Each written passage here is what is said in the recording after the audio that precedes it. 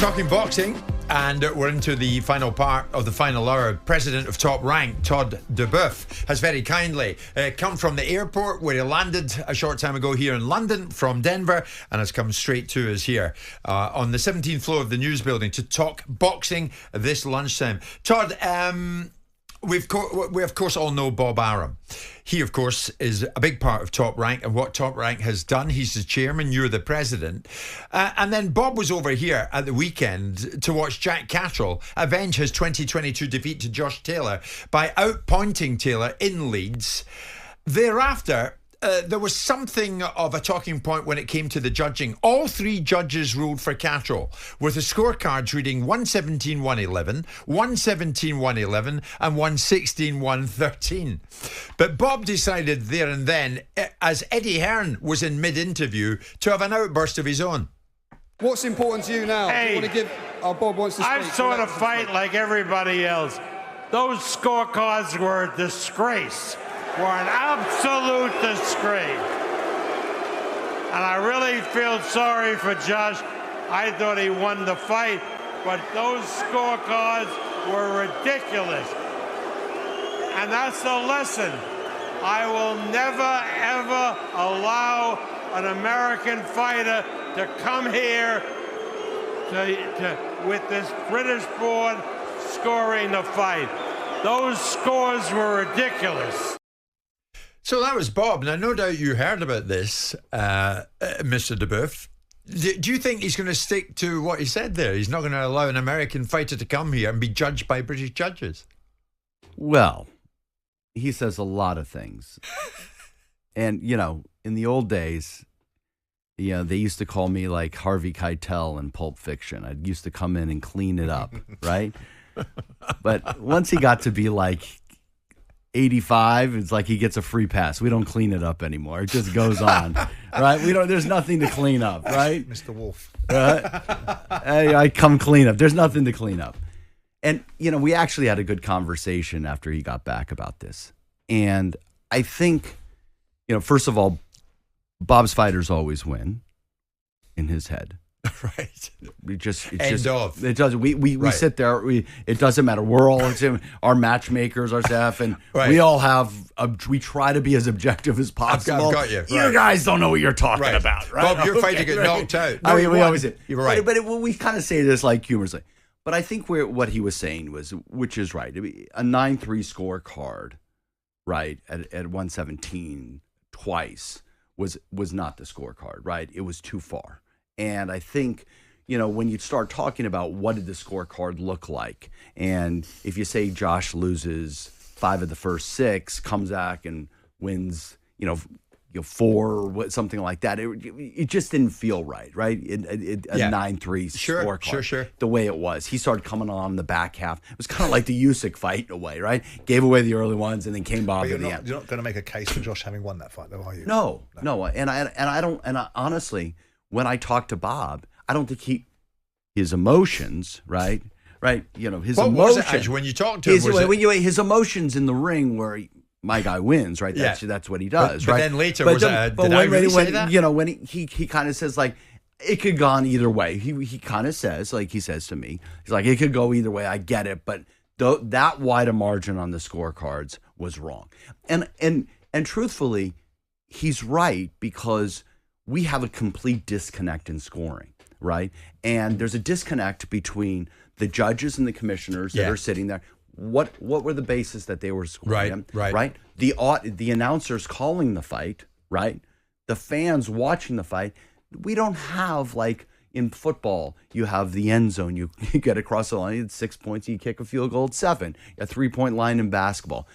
This is subjective. Sure. And I think it's our job today to try to narrow that subjectivity, right? And to try to get some data points. How do you do that, Todd? That's the thing. How do you do that? I'm with you on it, but how do you do it? I think I'm working on it. I don't want to let the genie out of the bottle yet, but I think there are ways to do it. And the number one thing is we need to let people know, you know, if, for instance, we have a thing called CompuBox. And I don't know, you guys use some punch box thing, right? I know what it is, All right? Yeah. If the announcers are getting that and the audience that watches gets that, they're using this as one data set to help judge it. Nobody else in the arena is getting that.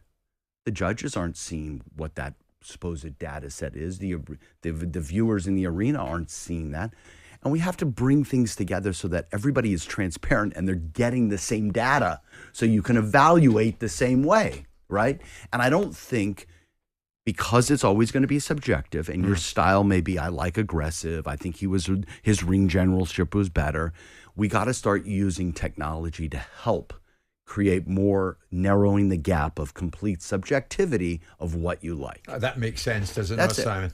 Oh, absolutely. I think it was absolutely. I think CompuBox will give you a certain picture in terms of how many punches were thrown, how many landed, how many power punches, and so on and so forth. Yeah. Again, it doesn't tell you what the reaction on, to some extent, the eyes will still be the ultimate determinant, because power punches get landed. It's the effect on the other fighter that needs to be factored into the equation as well.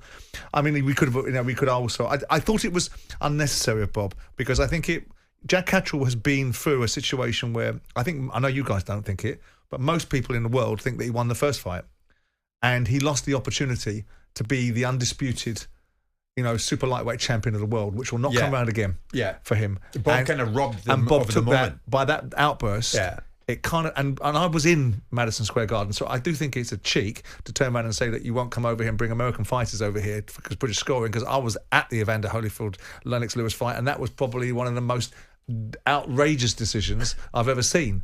So I get the fact that if people make a lot of noise, then there's more eyes on the prize. I think you have to look behind that and say, I expected a little bit better from Bob, and I expected a little bit better for Jack Catterall, and also the analysis of our scoring system against what happens in your country. But cut a bit of slack. He's a man in his 90s.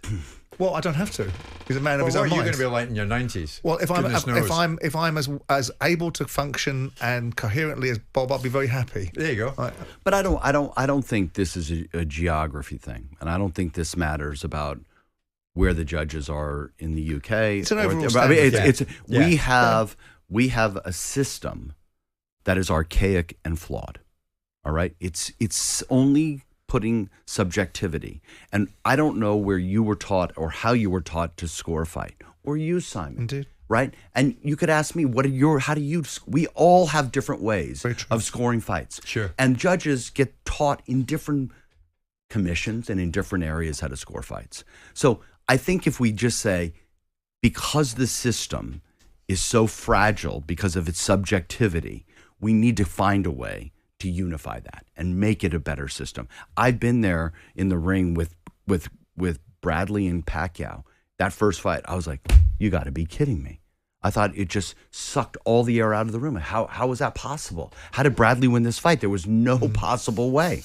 And what happens is we lose the overall success of the sport with fans when they don't feel that it's faithful. It's a faithful, true veracity to that. It's an up and up contest that they're being fooled. We need to change it. Listen, you will pass on our best, I hope, Todd, to Mr. Bob Arum. We're asking for him. We hope he's good. And we hope to see him again soon. We hope to see you again soon. Absolutely. And I'll bring our American fighter here with me. There you go. Todd, thank you, mate, because I know you've had no sleep. It's a 9-hour flight. You just arrived. Thank you for coming in. Great. Brilliant. Thank you guys for supporting the sport. It's great. Not at all. Jim White and Simon Jordan. Monday to Friday mornings from 10 on AM, on DAB, via the talkSPORT app and on your smart speaker. talkSPORT.